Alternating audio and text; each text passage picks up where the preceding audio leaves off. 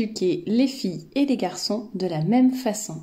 Bonjour à toutes et bienvenue dans cette nouvelle chronique d'actualité de Femme à part, chronique que vous commencez à connaître maintenant et dans lesquelles j'essaye de décrypter des sujets d'actualité avec vous afin que nous réfléchissions ensemble à tout ce que l'on peut lire ou voir à l'heure actuelle dans certains médias ou dans notre entourage, et essayons donc de grandir, de comprendre certaines choses, d'éviter des écueils, d'affiner peut-être aussi notre façon de réfléchir, de poser des raisonnements afin de ne pas nous laisser manipuler par tout ce qui se passe dans notre société.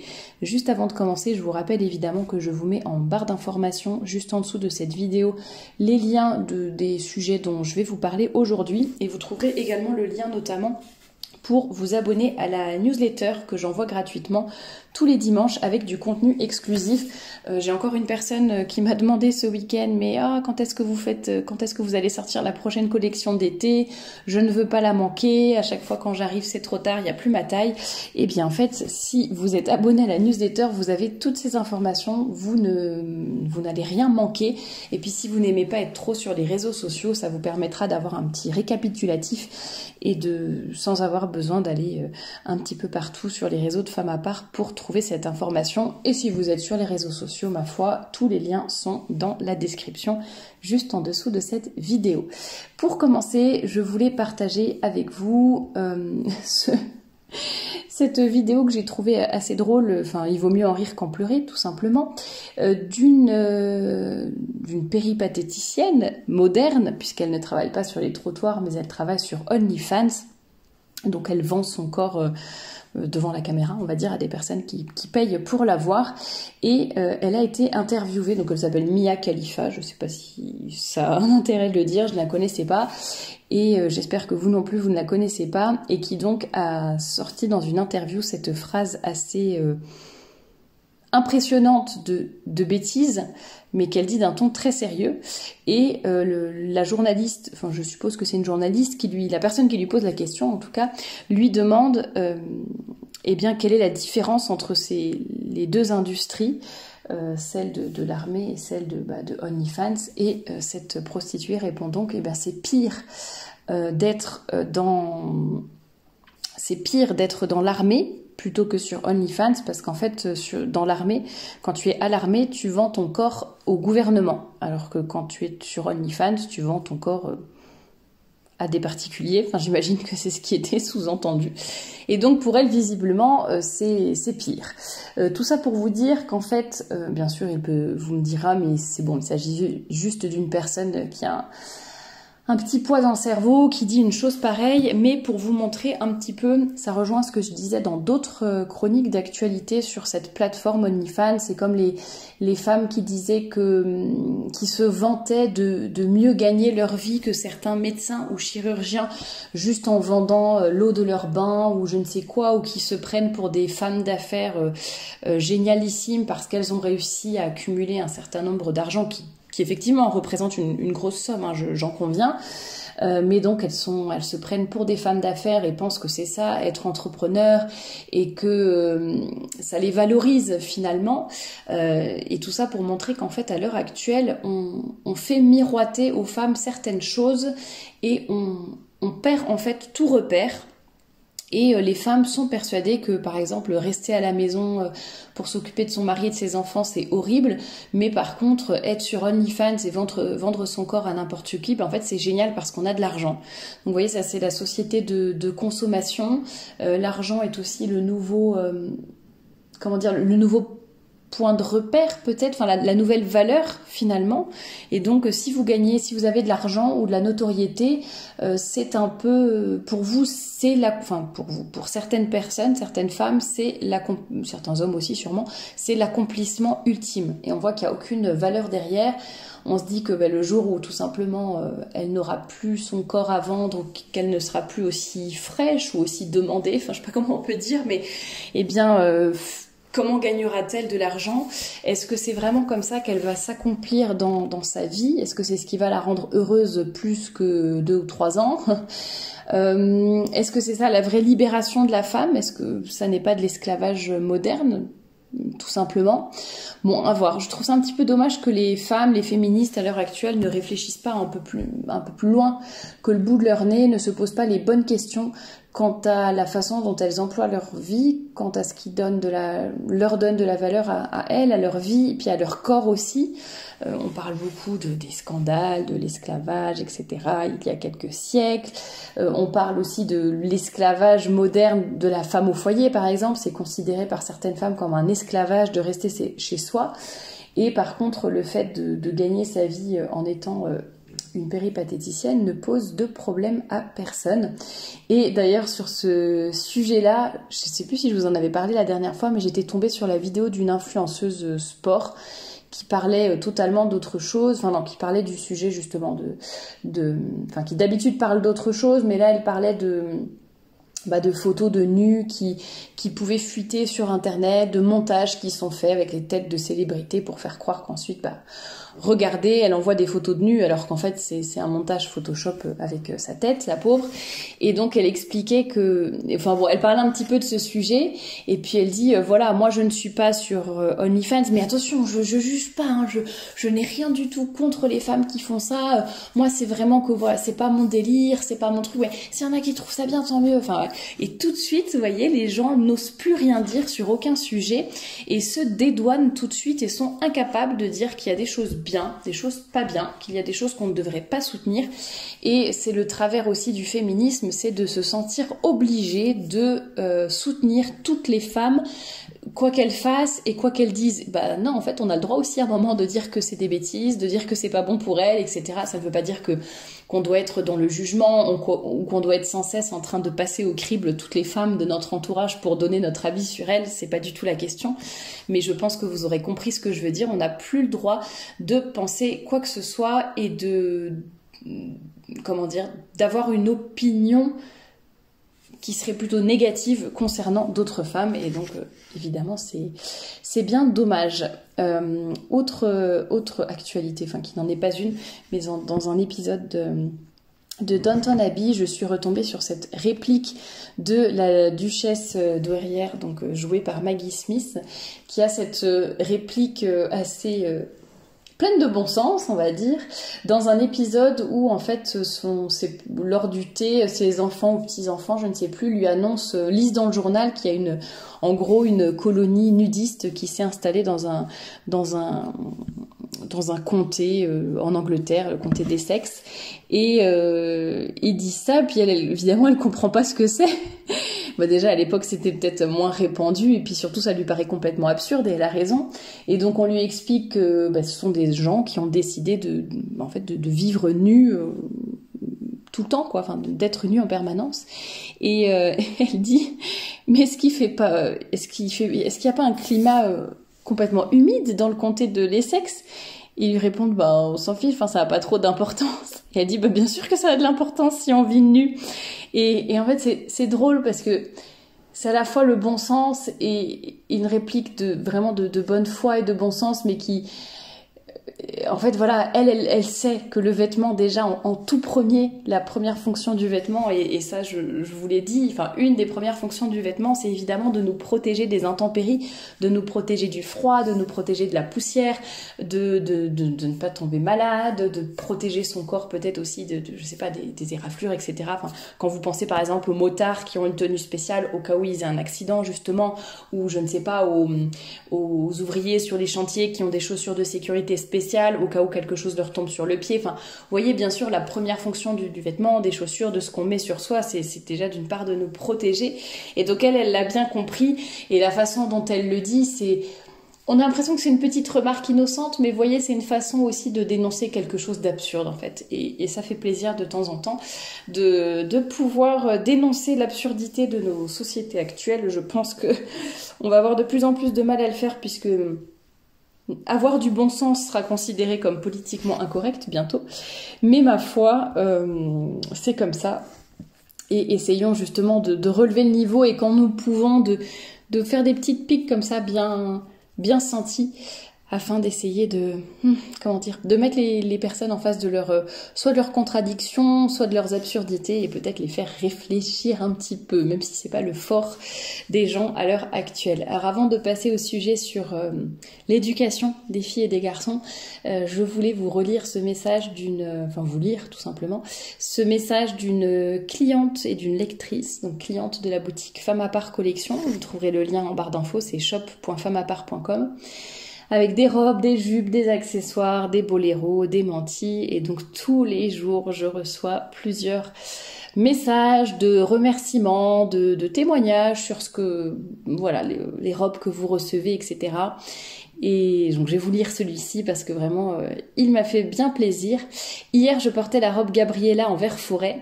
Une collègue qui d'habitude ne fait jamais de remarques sur ma tenue car nous n'avons pas vraiment le même style, s'est exclamée que j'étais toute belle. J'ai été touchée parce que je la sentais sincère. Et c'est vrai que dans cette robe je me sens toujours particulièrement bien, que ce soit dans la coupe, la matière, la couleur, elle est parfaite. J'en suis venue à la mettre quand je sais que ma journée va être difficile. Et ça me touche beaucoup parce que je me dis, voilà, c'est plus qu'un vêtement, justement, ce que je vous propose dans la boutique. Avec tous les retours que je reçois, je m'aperçois que c'est vraiment un mode de vie, le mode de vie d'une femme à part qui a des vêtements qui lui donnent confiance en elle, dans lesquels elle se sent bien, dont elle n'a plus à se soucier une fois qu'elle les a mis, parce que c'est pas trop court, trop moulant ou je ne sais quoi, on est bien dedans, on est à l'aise. Des vêtements à la fois simples, mais avec toujours des petits détails qui font qu'en fait, voilà, on enfile une robe qui paraît toute simple, mais après il va y avoir soit la couleur, soit la matière, le col lavalière, un détail sur les manches, etc. qui va faire qu'en fait vous allez être tout de suite féminine et élégante en un clin d'œil sans avoir besoin d'en faire des tonnes. Et beaucoup aussi me racontent combien ça leur donne confiance en elles, qu'elles reçoivent des compliments, dans ce cas de leurs collègues. Beaucoup me disent aussi qu'elles reçoivent des compliments de leur mari, de leur entourage. Enfin vraiment, voilà, ça me touche énormément. Donc j'en suis ravie, ça m'encourage aussi dans mon entreprise, ça m'encourage à développer la boutique. Donc merci à toutes pour votre soutien. Puis si vous ne connaissez pas encore la boutique, n'hésitez pas à aller y faire un petit tour. Dernier sujet dont je voulais vous parler aujourd'hui, il s'agit d'un article de Mademoiselle qui s'intitule, c'est pour ça que ça a attiré mon attention, qui s'intitule « On devrait éduquer nos fils comme on éduque nos filles et pas l'inverse ». Alors, ça m'a interpellée parce que, en tout premier lieu, je me suis dit, mais en fait, c'est surtout que, non, on doit éduquer chaque enfant, alors j'allais dire en fonction de son sexe. Bien sûr, il y a, j'allais dire, un tronc commun, que ce soit une fille ou un garçon, il y a des choses que de toute façon on transmet, je veux dire n'importe quoi, la religion, la politesse, comment se tenir en société, le fait de toujours bien travailler, de donner le meilleur de soi-même, d'être, je sais pas, d'apprendre à partager ses jouets, voilà, bon.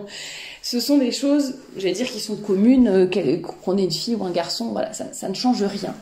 Mais j'allais dire, plus on avance dans la vie, plus il me paraît normal qu'il y ait des choses qui changent en fonction, alors non seulement du sexe, qu'on soit une fille ou un garçon, qui changent en fonction de la personnalité, du caractère. Je vous en avais parlé dans d'autres chroniques de livres par rapport aux cas de caractère, aux cas de tempérament qui existent par exemple.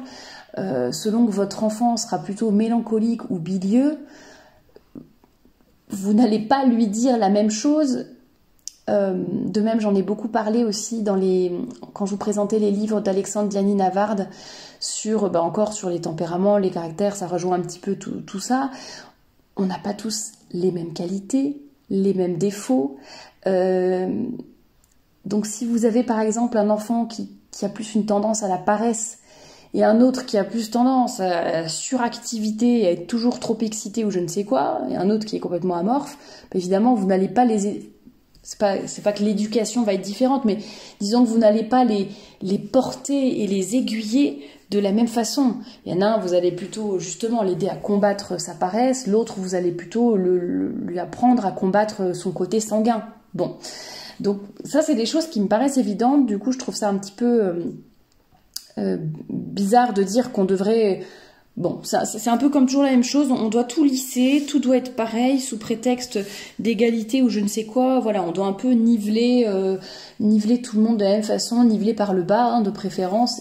Bon, je trouve ça un petit peu dommage de ne pas voir plus loin que le bout de son nez, Et alors ça ne veut pas, si je pense, enfin, ça ne veut pas dire que chaque enfant mérite une éducation spécialement différente de l'autre en tout point.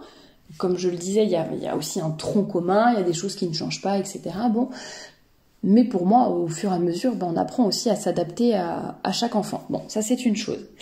Et là, évidemment, l'article dit que ça n'est pas qu'on devrait, parce que c'est vrai qu'il y a des, avec tous les, comment dire, avec tous les mouvements MeToo, etc., toute cette ambiance d'agression envers les femmes, bon, il y a beaucoup de personnes qui avaient dit que on devait éduquer les garçons, on devrait éduquer les filles comme on éduque les garçons pour qu'elles soient peut-être plus fortes, pas plus courageuses, parce que ça c'est certainement pas les féministes qui auraient dit ça, mais voilà, qu'en fait on devrait leur apprendre peut-être plus à se défendre, etc.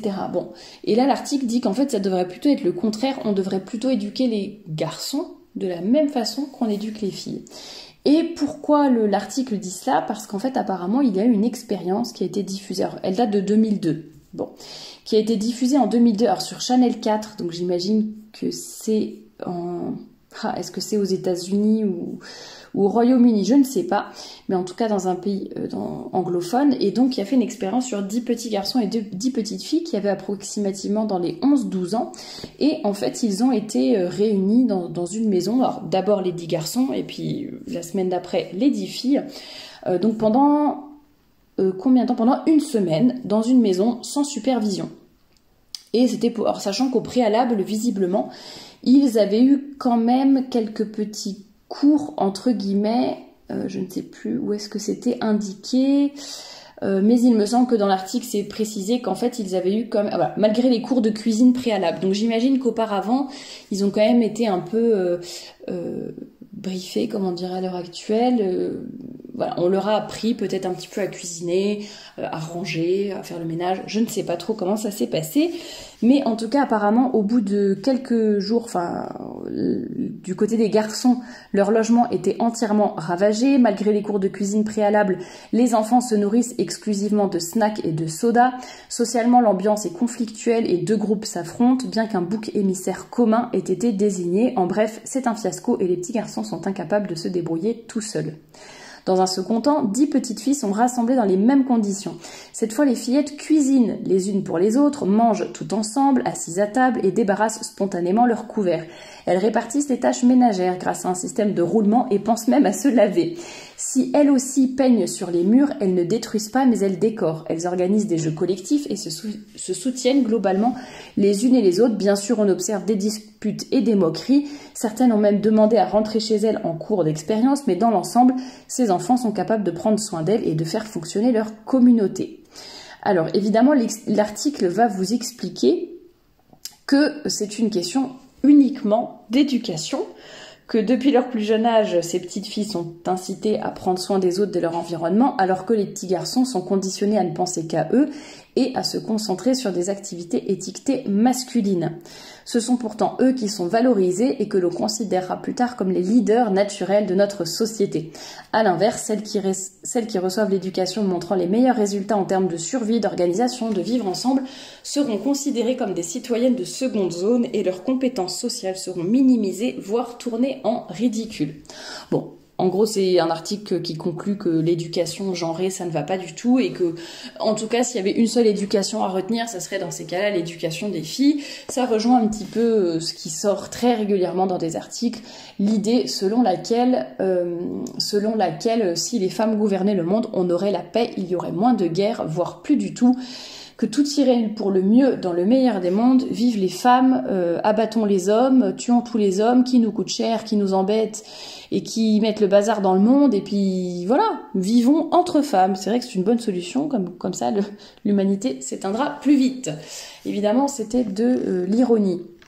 Tout ça pour dire que, premièrement, je ne pense pas que l'on puisse se baser sur une expérience à un âge particulier et dans ce contexte-là pour décider que les garçons sont horribles et les filles sont géniales en termes d'éducation parce qu'évidemment, il s'agit d'un contexte particulier. C'est comme quand on dit, par exemple, il me semble que c'est à l'école que les garçons vont avoir le plus de mal.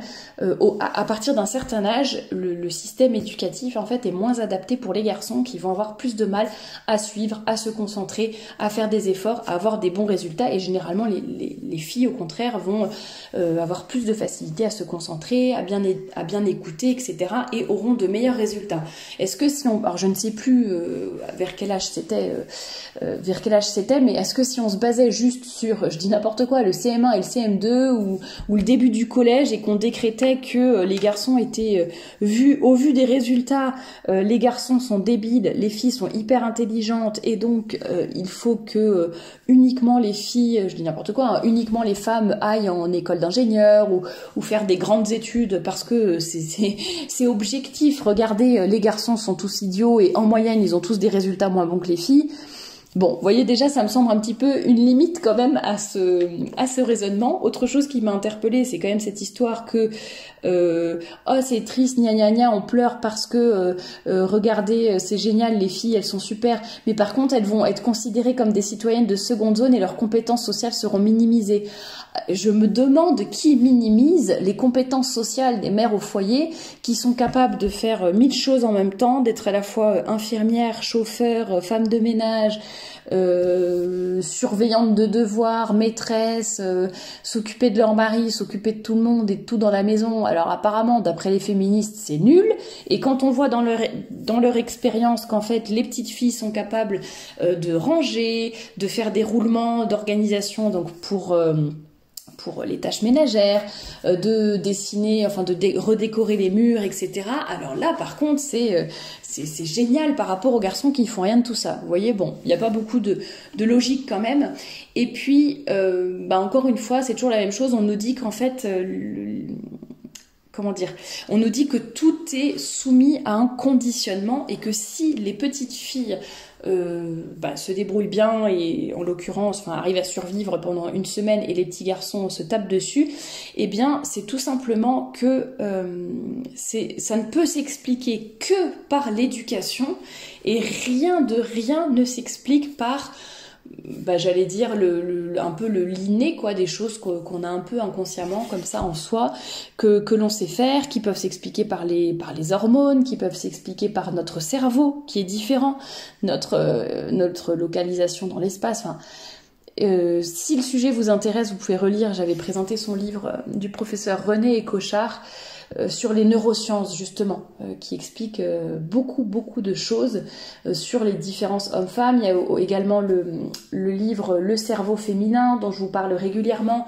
Il y a beaucoup de choses comme ça où plus les progrès de la science avancent et de la biologie, plus on se rend compte qu'il y a quand même énormément de choses qui nous... J'allais dire conditionne, c'est peut-être pas le bon mot, mais en tout cas qui nous différencie. Voilà, c'est comme ça. On n'a pas le même cerveau, on n'a pas les mêmes hormones, ou on a les mêmes hormones mais pas dans les mêmes quantités. Bref, la même musculature. Enfin, il y a beaucoup de choses qui s'expliquent comme ça. Ça ne veut pas dire que ça nous conditionne à proprement parler et que c'est une fatalité et que c'est horrible et que on ne peut pas faire autrement. Il y a aussi des choses effectivement qui dépendent aussi des caractères, qui dépendent de l'éducation, qui dépendent de nous, de la force que l'on a et de est-ce que l'on veut changer, pas changer, selon notre tempérament, nos qualités, nos défauts, est-ce qu'on travaille là-dessus. Bon, on est d'accord, je ne dis pas que tout est question uniquement de biologie, de chimie, d'hormones, de cerveau, pas du tout. Mais en tout cas, il faut regarder les choses avec honnêteté, avec bonne foi, s'appuyer sur les dernières découvertes de la science et quand même pour se dire, en fait, il n'y a pas que ça. Donc, au lieu de condamner en permanence l'éducation, il faudrait aussi prendre conscience qu'il y a des choses qui sont innées, tout simplement, et qui sont dans notre corps par rapport à nos hormones ou autres, et que ça n'en fait pas des choses mauvaises pour autant. Et au contraire, je trouve qu'il faut, une fois de plus, capitaliser sur ce qu'on a reçu. Si vous êtes meilleur pour justement l'organisation, les compétences sociales, etc., tant mieux. Et puis si les hommes, ou certains hommes, ou une grande partie des hommes sont meilleurs pour diriger, pour garder leur sang-froid dans telle et telle situation, pour avoir une vue d'ensemble alors que vous allez plutôt voir les détails, pour prendre des décisions rationnelles plutôt que basées sur leurs émotions, etc., et tant mieux, et profitons des compétences de chacun oui, peut-être que laisser des hommes seuls à l'heure actuelle, voilà, vous retrouvez peut-être pas votre maison dans le même état que même des adultes, hein, que si vous laissez une femme toute seule chez vous pendant un certain temps. Bon bah voilà, et c'est pas grave. Et les femmes feront peut-être aussi, auront peut-être d'autres défauts. Et d'ailleurs, c'est rigolo de dire que il y a quand même eu des disputes, etc. Mais globalement, les filles s'entendaient bien. J'ai encore lu un article, je ne sais plus quand, comme quoi c'était encore cette histoire de... Mais bon, et que tout le monde a dans ses expériences... Enfin, que beaucoup de gens ont dans leur expérience professionnelle, comme quoi, quand c'est des ambiances uniquement de filles, il y a toujours des problèmes, il y a toujours des histoires de chipie, même quand c'est des adultes, etc. Et il suffit de mettre ne serait-ce qu'un homme dans une équipe féminine pour que les choses se rééquilibrent et que l'ambiance soit meilleure. Donc vous voyez, bon... Encore des choses à prendre avec des pincettes, comme je le disais au début, une expérience à un certain âge est intéressante, ceci étant dit, hein, je rejette pas du tout cette étude, cette expérience, je trouve ça super intéressant, mais voilà, prenons les conclusions, soyons mesurés plutôt dans nos conclusions et ne soyons pas trop hâtifs pour que ça colle absolument à notre vision des choses. Voilà pour ce que je voulais partager avec vous aujourd'hui. N'hésitez pas à me dire ce que vous avez pensé de cette expérience-là de Channel 4, Channel 4 en l'occurrence, je pense si c'est anglophone, ce que vous en avez pensé, ce que vous pouvez ajouter un petit peu à ce que j'ai déjà dit. Et puis un petit peu me compléter mes analyses, et c'est ça qui est toujours intéressant. Peut-être que je n'ai pas pensé à tout dire. Merci d'avoir écouté cette chronique jusqu'au bout et je vous dis à très bientôt pour un nouveau podcast.